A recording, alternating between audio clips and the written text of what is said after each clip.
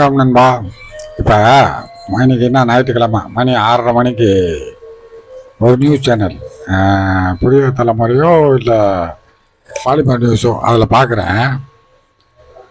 ஒரு நடிகை, ஒரு சினிமா நடிகை, ஒரு பிரபலமான சினிமா நடிகை தெருநாய்களுக்காண்டி போராடிக்கிட்டு இருக்காங்க.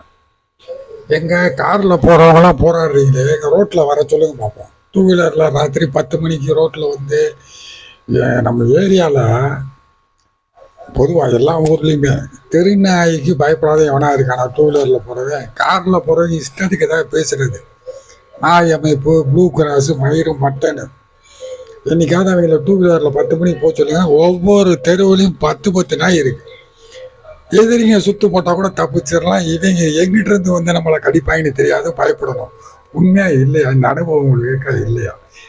யூடியூப்ல இருந்து எடுத்து விட்டாலும் சரி, இது உண்மையை உங்கள்கிட்ட சொல்லணும்னு நினைச்சேன், சொல்கிறேன். நன்றி, வணக்கம்.